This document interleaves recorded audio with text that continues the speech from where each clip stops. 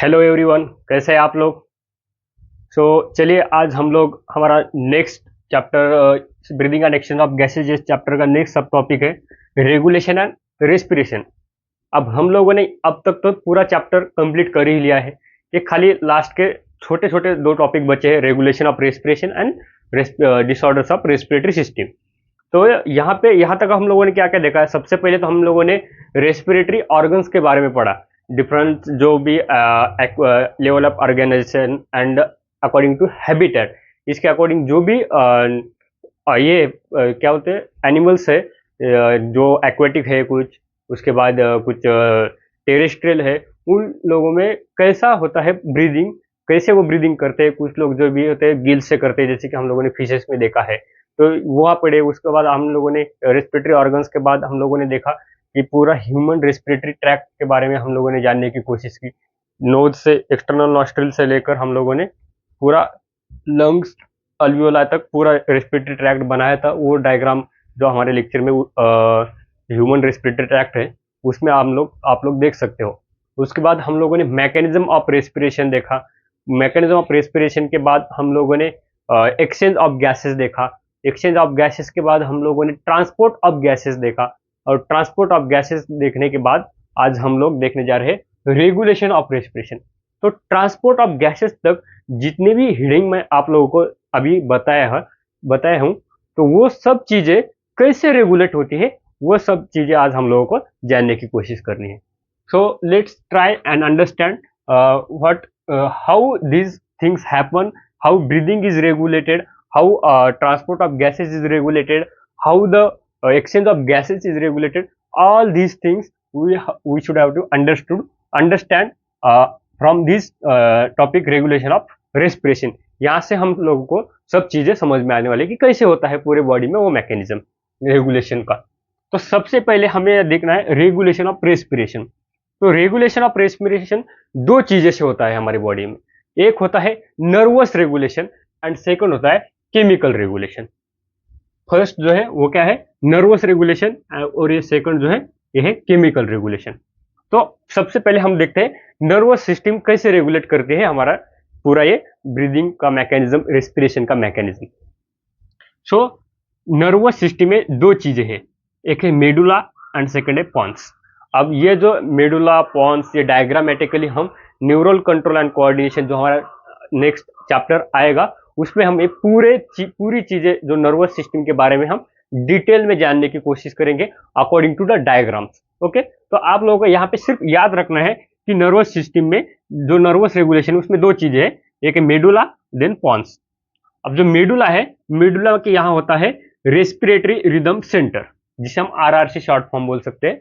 क्या है, respiratory rhythm centre. And second है पॉन्स। पॉन्स में क्या होता है, निमोटैक्सिक सेंटर। ओके, तो ये जो मेडुला है ना, आप लोगों को याद रखना है कि ये हेड ऑफिस है। क्या है, जो पूरी भी बॉडी में जो भी कुछ चेंजेस होने वाले हैं वो पूरे कहाँ पे कंप्लेंट जाने वाले, ये मेडुला, ये हेड ऑफिस के पास जाने वाले। ये क्या है, हेड ऑफिस है पूरा, ये पूरी चीजें सॉल्व करने वाला है। ये यहाँ पे भी कुछ चेंजेस हुए, इनको कुछ पता चला तो ये पूरे किधर भेजने वाले हैं, मेडुला यानी कि रेस्पिरेटरी रिदम सेंटर के पास, और ये पूरा रेस्पिरेशन का रिदम कंट्रोल करने वाला है। Okay, so respiratory rhythm centre is responsible for controlling the normal as well as forceful breathing.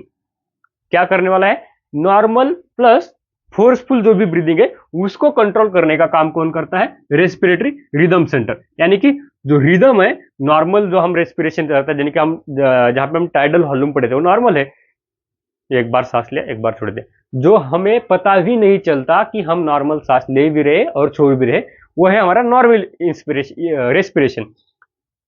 वो और उसके बाद जो फोर्सफुल हम इंस्पायर करते हैं और फोर्सफुल एक्सपायर करते हैं, ये जो चीजें हैं इनका जो रिदम मेंटेन करने का काम करता है वो कौन करता है, रेस्पिरेटरी रिदम सेंटर। ये कहां पे है, मेडुला में। ओके, उसके बाद सेकंड है पॉन्स। अब पॉन्स में क्या है, निमोटैक्सिक सेंटर। निमोटैक्सिक सेंटर क्या करते हैं देखते हैं। अगर निमोटैक्सिक सेंटर एक्टिवेट हो गया तो क्या करता है, it is responsible for decreasing the duration of inhalation by signalling RRC यानी respiratory rhythm centre and bring the necessary changes. ये क्या करता है, जो भी रेस्पिरेशन का या ब्रीदिंग का रेट है उसको क्या करता है, डिक्रीज करने का काम करता है। क्या है, sponge for decreasing the duration of inhalation. जो हम सांस ले रहे हैं इसका जो रेट है वो कम करने का काम करता है। समझो आप लोग रनिंग कर रहे हो, भागने का काम कर रहे हो, ओके, तो रेस्पिरेशन या इनहेलेशन कैसा कर रहे हैं, बढ़ रहा है, ओके, रेस्पिरेटरी रेट, रेस्पिरेशन यानी कि इनहेलेशन कैसा है, बढ़ रहा है। तो वो इनहेलेशन को क्या करना है, हमें उसका रेट या उसका ड्यूरेशन कम करना है। कैसे कम करते हैं, ये क्या करेगा, रेस्पिरेटरी रिदम सेंटर को सिग्नल भेजेगा और जो भी नेसेसरी चेंजेस बॉडी के लिए है वो यहाँ पे ये करके देगा। कौन, निमोटैक्सिक सेंटर। पहले ये एक्टिवेट होगा और जो इनहेलेशन बढ़ गया है या उसको उसका जो रेट है उसको थोड़ा कम करने का काम कौन करेगा, निमोटैक्सिक सेंटर। लेकिन ये काम वो नहीं करेगा, खाली ये क्या करेगा, यहां से इसको सिग्नल भेज देगा। यहां से निमोटैक्सिक सेंटर या पॉन्स से क्या करेगा, मेडुला यानी कि रेस्पिरेटरी रिदम सेंटर को सिग्नल भेज देगा। क्लियर, यहां तक सिंपल है। नर्वस रेगुलेशन में मेडुला और पॉन्स याद रखना है। मेडुला में रेस्पिरेटरी रिदम सेंटर जो कि रेस्पिरेशन का रिदम मेंटेन करने का काम करता है। निमोटैक्सिक सेंटर क्या करता है, जैसे ही एक्टिवेट होता है जो decreasing the duration of inhalation by signalling the RRC respiratory rhythm centre and bring the necessary changes. ये था हमारा नर्वस रेगुलेशन। अब हमें केमिकल रेगुलेशन देखना है। अब केमिकल रेगुलेशन पढ़ने के लिए हमें याद क्या रखना है, कीमो रिसेप्टर्स यानी कि केमिकल, नाम में ही है कीमो यानी कि अभी हमें यहाँ पे क्या देखना है, केमिकल यानी receptors. The receptors which are sensitive for the change in chemicals like carbon dioxide and hydrogen ion. ऐसे रिसेप्टर्स जो कि सेंसिटिव है किसके लिए, चेंज इन द केमिकल्स। कौन से केमिकल्स, ये कार्बन डाइऑक्साइड और हाइड्रोजन आयन। ये हाइड्रोजन आयन क्या करता है, जो हमारे ब्लड है उसमें एसिडिटी बढ़ाने का काम करता है। हाइड्रोजन आयन बढ़ गया मतलब पीएच क्या हो जाएगा, डिक्रीज हो जाएगा। जैसे ही पीएच डिक्रीज हो जाएगा एसिडिटी बढ़ जाएगी। ये हम लोगों ने जो ग्राफ था हमारा कहाँ पे, ऑक्सीजन डिसोसिएशन कर्व यानी इसमें लेफ्ट और राइट में ग्राफ शिफ्ट हुआ था, वहां पे हम लोगों ने दोनों चीजें वहां पे हमने ड्रॉ की थी, डायग्राम और ग्राफ के साथ साथ पढ़ी थी। तो कीमो रिसेप्टर्स का मतलब क्या है, receptors which are sensitive for change in chemicals like carbon dioxide and hydrogen ion and these chemo receptors are not sensitive for oxygen. ये आप लोगों को नोट करके रखना है कि रिसेप्टर्स ऐसे रिसेप्टर जो सेंसिटिव है कि केमिकल्स जैसे कार्बन डाइऑक्साइड और हाइड्रोजन आयन के लिए, लेकिन वो सेंसिटिव किसके लिए नहीं है, ऑक्सीजन के लिए सेंसिटिव नहीं है। ओके, अभी हमें केमिकल रेगुलेशन देखना है। नर्वस रेगुलेशन तो हम लोगों ने देख ली। केमिकल रेगुलेशन में भी दो चीजें हैं, एक है सेंट्रल कीमोरिसेप्टर्स यानी कि पेरिफेरल कीमोरिसेप्टर्स। क्या है, central chemoreceptors and peripheral chemoreceptors. एकदम आसान है। ये कहां पे प्रेजेंट होता है, central chemoreceptors are present in respiratory rhythm centre. कहां पे प्रेजेंट है, रेस्पिरेटरी रिदम सेंटर, यहां पे। कौन, ये सेंट्रल कीमोरिसेप्टर। अब सेंट्रल कीमोरिसेप्टर का क्या काम करता है, दे detect the change in carbon dioxide and hydrogen ion in the CSF यानी कि सेरेब्रोस्पाइनल फ्लूइड। जो हमारा सीएसएफ है ना, स्पाइनल कॉर्ड है, उसमें जो फ्रिक्शन मेंटेन करने का काम करता है, वो उसमें जो फ्लूइड रहता है उस फ्लूइड को हम क्या बोलते हैं, सीएसएफ। ये भी पूरी चीजें हम सीएसएफ के बारे में भी हम लोग न्यूरल कंट्रोल कोऑर्डिनेशन जो अगला चैप्टर रहेगा उसमें हम लोग डिटेल में पढ़ेंगे। तो आपको खाली याद रखना है जो भी सीएसएफ फ्लूइड है यानी कि सेरेब्रोस्पाइनल फ्लूइड है, उसमें जो भी कार्बन डाइऑक्साइड बढ़ गया है या हाइड्रोजन आयन बढ़ गया है, उस टाइम पे ये हमारे सेंट्रल कीमोरिसेप्टर्स क्या करेगा, सिग्नल भेज देगा आरआरसी यानी कि respiratory rhythm centre head office में। हेड ऑफिस में अगर सिग्नल भेज देगा तो फिर उसका काम वो कर देगा। ओके, उसके बाद पेरिफेरल कीमोरिसेप्टर्स। अब पेरिफेरल कीमोरिसेप्टर्स में क्या है, दो चीजें हैं, एक है आवर्टिक बॉडी यानी कैरोटिड बॉडीज। क्या है, आवर्टिक बॉडीज एंड कैरोटिड बॉडी। अब नाम से ही पता चल रहा होगा, आवर्टिक बॉडीज यानी कि एवर्टा में प्रेजेंट होने वाली, और कैरोटिड बॉडीज यानी कि कैरोटिड आर्टरी, जो यहां से अब यहां पे आप चेक कर सकते हो आप लोग खुद। यहाँ पे ऐसे पालपेट करो, 2 मिनट रुको, जैसे कि हम लोग यहाँ पे पल्स देखते हैं ना, वैसे यहाँ पे कैरोटिड पल्स रहते हैं, वो चेक करते हो तो जो कैरोटिड आर्टरी रहती है, कैरोटिड आर्टरी में वहां पे कैरोटिड बॉडीज प्रेजेंट रहती है, और आवर्टा में क्या प्रेजेंट रहती है, आवर्टिक बॉडीज। आवर्टा के बारे में यानी कि हार्ट के बारे में हम अगले जो नेक्स्ट दूसरा टॉपिक रहेगा body fluids circulation and body fluids and circulation, उस चैप्टर में हम लोगों ने डिटेल में पढ़ेंगे। तो आवर्टा में क्या प्रेजेंट रहते हैं, आवर्टिक बॉडीज, एंड कैरोटिड आर्टरी में क्या रहती है, कैरोटिड बॉडीज। अब ये जो बॉडीज है क्या काम करती है, दे detect the change in CO2 and hydrogen ion. यही तो चीज करना है हम लोगों को। अगर हाइड्रोजन आयन और कार्बन डाइऑक्साइड बढ़ जाएगा बॉडी में, तो ऑक्सीजन की कमी खलेगी, तो एनर्जी कहां से प्रोड्यूस होगी, रेस्पिरेशन में हमने वही तो किया है कि ऑक्सीजन का यूटिलाइज करके एनर्जी प्रोड्यूस की है। ओके, तो अगर ये चीजें बढ़ जाएगी तो एनर्जी रहेगी नहीं ना बॉडी में। तो यहां पे अगर कुछ चेंज आता है, इनकी वैल्यू अगर बढ़ जाती है ब्लड में, they detect the change in carbon dioxide and hydrogen ion in aorta and carotid artery. तो उसके वजह से क्या होगा, यहां पे increase in CO2 and hydrogen ion in CSF and blood. जैसे ही CSF और ब्लड में hydrogen ion and carbon dioxide का वॉल्यूम बढ़ जाएगा, तब क्या होगा, increase in the breathing rate by signalling the RRC respiratory centre.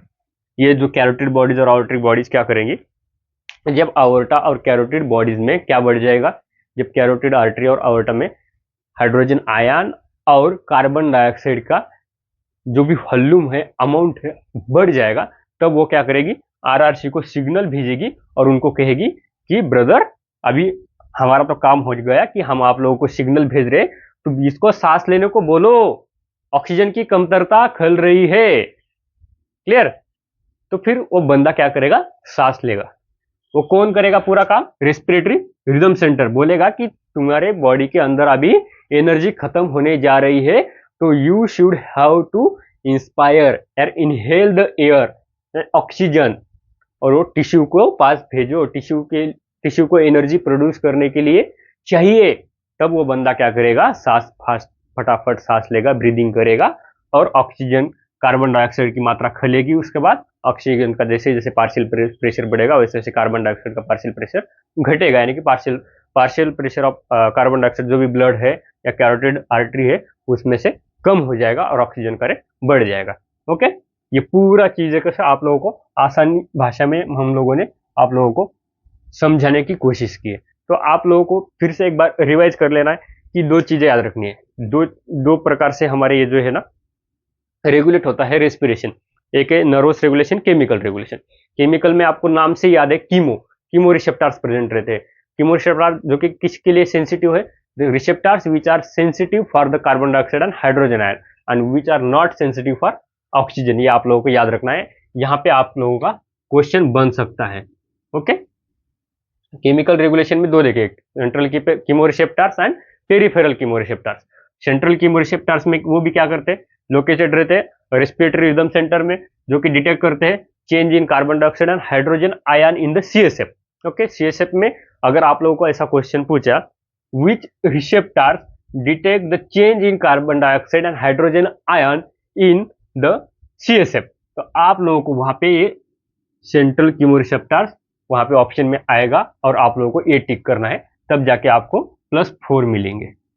Okay, या इससे उल्टा भी पूछा जा सकता है कि central chemo receptors detect the change in carbon dioxide and hydrogen ion इन कहां पे, तो आप लोगों को कैरोटिड आर्टरी ऑप्शन में आएगा, आवर्टा ऑप्शन में आ सकता है, उसके बाद CSF भी आ सकता है, ऑल ऑफ द अबव या नन ऑफ द अबव, ऐसे 4 ऑप्शन देंगे। तो आप लोगों को याद रहना चाहिए कि central chemo receptor detect the change in carbon dioxide and hydrogen ion in the cerebrospinal fluid, यानी कि CSF। इस वन जो ये वन लाइन है, इस पे 2 क्वेश्चन आपके यहीं पे रेडी हो गए। या अब आप लोगों को ये हटा के यहाँ पे पूछ सकते हैं कि central chemo receptors detect the change in dash in the CSF, यानी कि यहाँ पे आप लोगों को ऑक्सीजन भी, हाइड्रोजन आयन भी, उसके बाद कार्बन डाइऑक्साइड भी ऑप्शन में देंगे, फिर उसके बाद कार्बन डाइऑक्साइड ये B एंड C ऐसा भी ऑप्शन देंगे। तो आप लोगों को याद रहना चाहिए हाइड्रोजन आयन और कार्बन डाइऑक्साइड में चेंज हो सकता है। यहाँ पे इसी लाइन पे आपके 3 क्वेश्चन अभी के अभी बन गए। तो यहाँ पे आगे पेरिफेरल कीमो रिसेप्टर्स में भी आपको याद रखना है कि 2 चीजें, aortic bodies and carotid bodies. Aortic bodies यानी कि आवर्टा में रहती है और कैरोटिड बॉडी कैरोटिड आर्टरी में रहती है। तो ये भी क्या डिटेक्ट करती है, change in carbon dioxide and hydrogen ion. अगर उनको पता चल गया कि कार्बन डाइऑक्साइड का जो अमाउंट है, वॉल्यूम है, हाइड्रोजन आयन का वॉल्यूम बढ़ गया है, तो क्या करेंगे, जैसे उनका बढ़ जाएगा CSF और ब्लड में, वो क्या करेंगे, ब्रीदिंग रेट बढ़ाने को बोलेंगे, कैसे, सिग्नल भेज देंगे मेडुला को, यानी कि रेस्पिरेटरी रिदम सेंटर को, और वो उसका आगे का काम चालू कर देगा, उसके ब्रीदिंग रेट बढ़ जाएगी। अब ये भी नर्वस रेगुलेशन में आप लोगों को मेडुला, रेस्पिरेटरी रिदम सेंटर, ये रिदम मेंटेन करने का काम करता है। ये भी निमोटैक्सिक सेंटर, ये भी इनहेलेशन को ड्यूरेशन कम करने का काम करता है। कैसे, सिग्नल भेज देता है हेड ऑफिस यानी कि मेडुला, रेस्पिरेटरी रिदम सेंटर के पास। यहां तक क्लियर? ओके। तो अभी हमें नेक्स्ट पढ़ना है डिसऑर्डर्स ऑफ रेस्पिरेटरी सिस्टम। क्या पढ़ना है? Disorders of respiratory system, disorders of respiratory system. अभी हम एकदम लास्ट के 5 मिनट के टॉपिक में हम आ गए हैं, respiratory disorders of respiratory system. Disorders of respiratory system.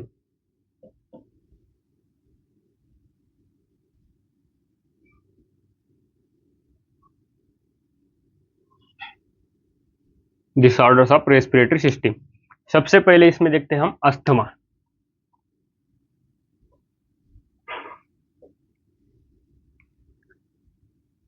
यहां पे क्या सुनाई देता है हमें? व्हीजिंग साउंड, जैसे कि आप समझो आपकी रेस्पिरेटरी ट्रैक्ट है, ब्रोंकाई, ब्रोंक्यूल्स,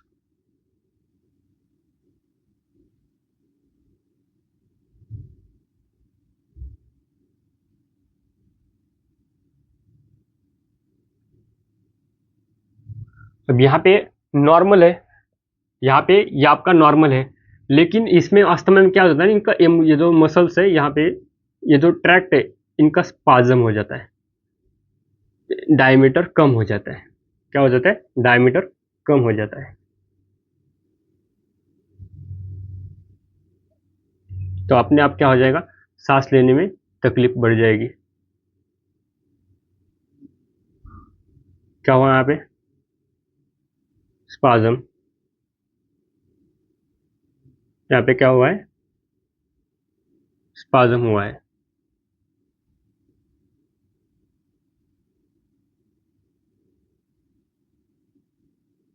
फर्क नजर आ रहा है? ओके। यहाँ पे क्या हो रहा है? स्पाज्म हो रहा है। डिफिकल्टी इन ब्रीदिंग,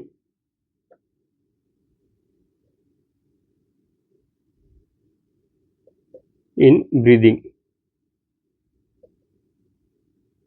ब्रीदिंग में यहाँ पे डिफिकल्टी होने वाला है, क्योंकि जो आपका ये ट्रैक था उसमें स्पाज्म आ गया है। क्या आ गया है उसमें? स्पाज्म आ गया है। उसमें क्या आ गया है? स्पाज्म आ गया है। क्यों? क्योंकि यहाँ पे क्या होगा? इन्फ्लामेशन हो चुका है। यहाँ पे क्या हो सकता है? Difficulty in breathing due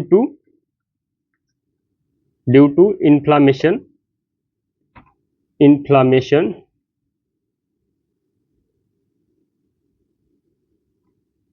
inflammation of bronchi and bronchioles. इनका क्या हो सका है? Spasm, spasm of bronchi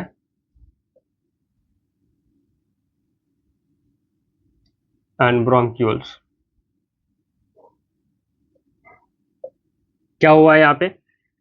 difficult in breathing produces the wheezing sound, wheezing sound produce करेंगे। क्यों? क्योंकि due to inflammation of bronchi and bronchioles. Inflammation का meaning होता है रेडनेस, रेडनेस या स्वेलिंग। इन्फ्लामेशन का मीनिंग क्या होता है? Redness and swelling. आप लोग को अस्थमा याद रखना है, इस पे भी क्वेश्चन बन सकता है। कौन सा साउंड, व्हीजिंग साउंड किस में प्रोड्यूस हो सकता है? तो आप लोग को ऑप्शन में दे सकते हैं वहां पे, इम्फाइसेमा, देन निमोनिया, अस्थमा। तो आप लोगों को याद रखना चाहिए wheezing sound is produced in the, हमारे एनसीईआरटी में दिया है कहाँ पे? अस्थमा में होता है। यहाँ पे difficulty in breathing due to the inflammation of bronchi and bronchioles. यहाँ पे जो ये रेस्पिरेटरी ट्रैक्ट मैंने बनाया है, ब्रोंकाई एंड ब्रोंक्यूल्स, तो उसमें क्या हो जाता है? स्पाज्म हो जाता है। ये नॉर्मल डायमीटर है, और यहाँ पे मैंने आपको लोगों को डायग्राम के वैसे डायग्राम वैसे समझने की कोशिश की, क्या हुआ है? स्पाज्म हुआ है। क्लियर? ये क्लियर यहाँ तक? अस्थमा। देन हमें नेक्स्ट पढ़ना है इम्फाइसेमा। नेक्स्ट क्या पढ़ना है? इम्फाइसेमा। इम्फाइसेमा ये कैसी है? एक क्रॉनिक डिसऑर्डर है,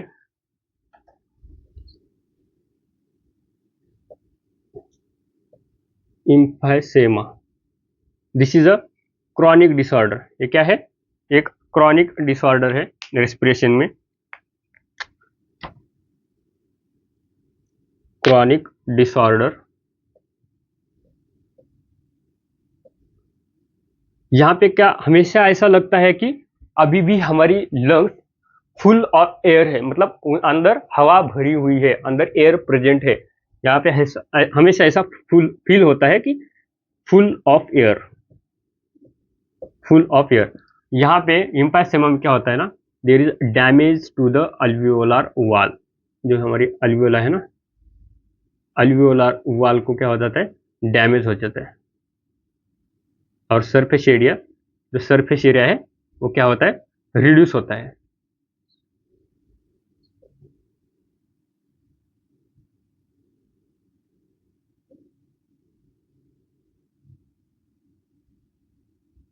अल्वियोला है, यहाँ पे उसकी इलास्टिसिटी कम हो जाती है, इलास्टिसिटी कम हो जाती है, डिक्रीज हो जाती है। उसके साथ साथ इसको क्या हो जाता है? डैमेज हो जाता है, damage alveolar wall and surface area is also decreased.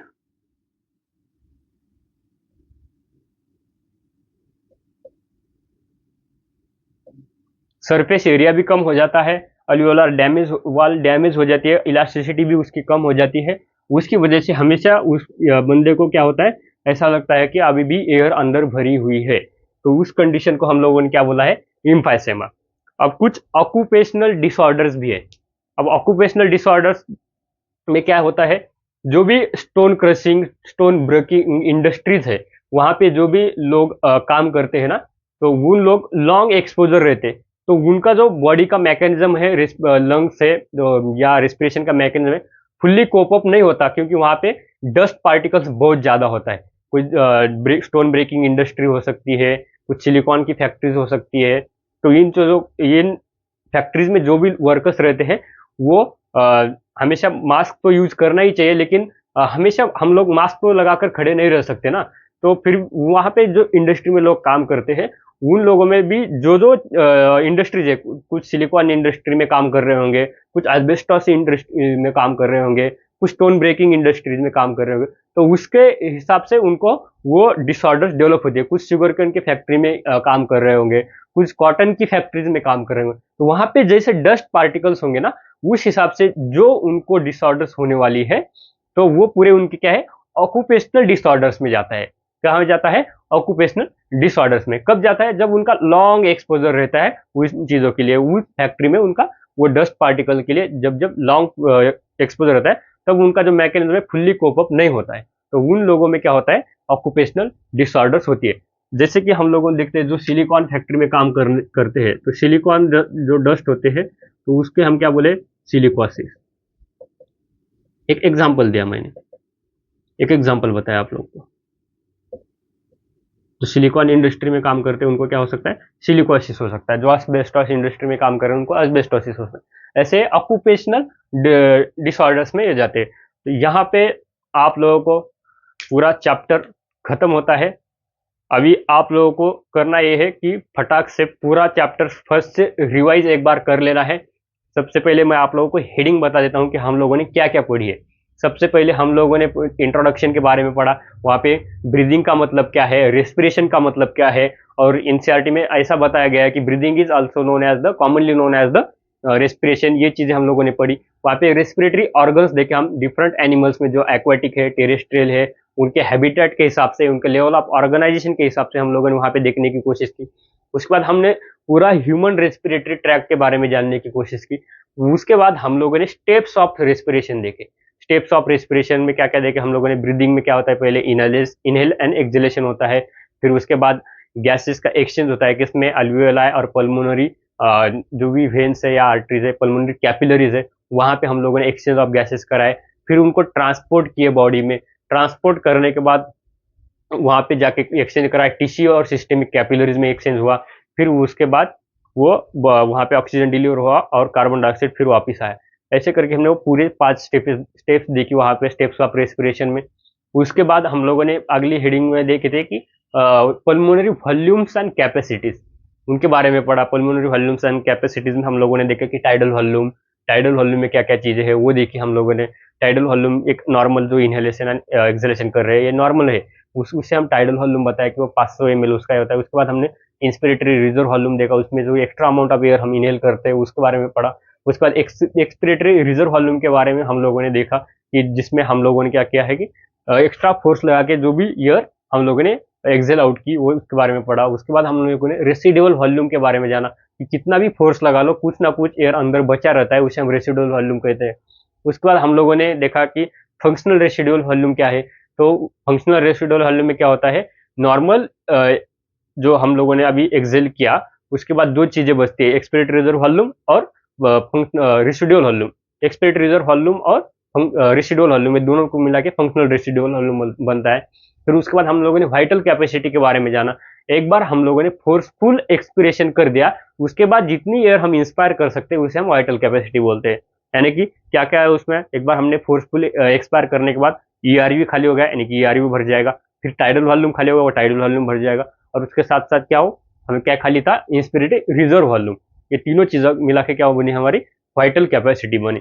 उसके बाद हम लोगों ने टोटल लंग कैपेसिटी देखी। टोटल लंग कैपेसिटी में क्या क्या आ जाएगा, टाइडल वॉल्यूम आ जाएगा, आईआरवी आ जाएगा, ईआरवी आ जाएगा, आरवी आ जाएगा, ये पूरी चीजों मिला के पूरा लंग की कैपेसिटी आ जाएगी। ओके, उसके बाद मैकेनिज्म ऑफ ब्रीदिंग हम लोगों ने देखा, वहां पे इंटरकॉस्टल मसल्स और डायफ्राम का कैसा रोल है वो हम लोगों ने मैकेनिज्म ऑफ ब्रीदिंग में देखने की कोशिश की। उसके बाद हम लोगों ने गैसेस के एक्सचेंज कराए। एक्सचेंज में हमने अल्वियोलाई का स्ट्रक्चर बनाया था, वहां पे अल्वियोलाई के बाद अंदर बेसमेंट मेम्ब्रेन होता है, उसके बाद पल्मोनरी कैपिलरीज होती है, उसके अंडर एंडोथेलियम होता है, अल्वियोलाई के ऊपर क्या होता है, स्काइमोस एपिथेलियम होता है, अंदर बेसमेंट होता है, और वो जो डिफ्यूजन मेम्ब्रेन है उसकी थिकनेस की लेस देन 1 मिलीमीटर होनी चाहिए। ये चीजें हम वहां पे देखने की कोशिश की। जब एक्सचेंज ऑफ गैसेस हो गए वो किसको, उनके पार्शियल प्रेशर, वहां पे कौन कौन सी चीजें अफेक्ट करती है, उनका पार्शियल प्रेशर कैसा है, कॉन्सेंट्रेशन थिकनेस ऑफ मेम्ब्रेन कैसा है, ये सब चीजें, और कॉन्सेंट्रेशन कैसा है, आजू बाजू के हाइड्रोजन आयन वो सब चीजें कैसे है वहाँ उस हिसाब से हम लोगों ने एक्सचेंज की। मेन तो पार्शियल प्रेशर के बारे में, एटमॉस्फेयर में कितना है, एटमॉस्फेयर में हमारा पार्शियल प्रेशर था 159 समथिंग, देन लंग्स में कितना था 104, उसके बाद वो लंग्स में से अभी अलवेला में 104 हो गया, वहाँ पे एक्सचेंज हुआ। इसके साथ कार्बन डाइऑक्साइड उसका 45 पार्शियल प्रेशर था उधर, तो उधर और लंग्स में अलवेला में था 40, तो कार्बन डाइऑक्साइड का पल्मोनरी कैपिलरी से आ जाएगा लंग्स में और ऑक्सीजन का डिफ्यूजन हो जाएगा पल्मोनरी कैपिलरीज में, और वो बढ़ते बढ़ते कहाँ तक जाएगा 40 से 95 तक चला जाएगा। फिर वहां से 95 तक वो ट्रांसपोर्ट होकर किधर जाएगा, टिश्यू को दे देगा। फिर टिश्यू से क्या करेंगे, वहां पे कार्बन डाइऑक्साइड का जो बढ़ गया था कॉन्सेंट्रेशन वो पार्शियल प्रेशर बढ़ गया तो कार्बन डाइऑक्साइड के साथ एक्सचेंज हो जाएगा उधर ऑक्सीजन देके, फिर वही वापस पल्मोनरी कैपिलरीज के हिसाब से लंग्स के पास आके एक्सचेंज हो जाएगा। ओके, वहां पे हमने ट्रांसपोर्ट ऑफ गैसेज देख लिया। वो ट्रांसपोर्ट ऑफ गैसेज में हम लोगों ने ऑक्सीजन डिसोसिएशन कर्व के बारे में भी देखा, वहाँ पे सैचुरेशन कब तक बढ़ता है, उसके बाद एक हीमोग्लोबिन मॉलिक्यूल में कितने 4 सीट होते हैं, 4 सीटर गाड़ी है क्या, हीमोग्लोबिन मॉलिक्यूल 4 सीटर गाड़ी तो 4 ऑक्सीजन मॉलिक्यूल को कैरी कर सकता है। ये सब चीजें हम लोगों ने ट्रांसपोर्ट ऑफ गैसेस में देखने की कोशिश की। अब उसके बाद हम लोगों ने आज हमारा देखा कि रेगुलेशन कैसा होता है पूरे रेस्पिरेशन का रेगुलेशन के बाद हम लोगों ने disorders of the respiratory system देखने की कोशिश की। तो आप लोगों को ये ऐसे पूरे मुंह जबानी ये चैप्टर्स याद हो जाने चाहिए अभी।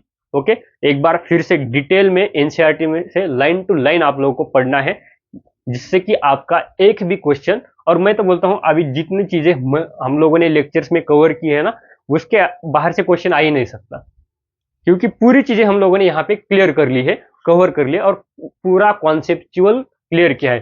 क्योंकि इसमें ऐसा याद करने जैसा कुछ है नहीं, आप लोग को खाली मैंने पढ़ा है वो याद रखने का है। और एक बार एनसीईआरटी से थोड़ा सा लाइन टू लाइन पढ़ लेना। मैंने अब यहाँ पे कहा कि आपको सिंपल चीजों में चैप्टर को डिवाइड करके पढ़ाने की कोशिश की, समझाने की कोशिश की। तो आई होप आप सब लोगों को ये चैप्टर बहुत अच्छे से समझ में आया होगा और आप लोग एक बार फिर से उसे एनसीईआरटी से रीड करोगे। चलिए मिलते हैं अगले लेक्चर में एक बढ़िया से नए चैप्टर के साथ।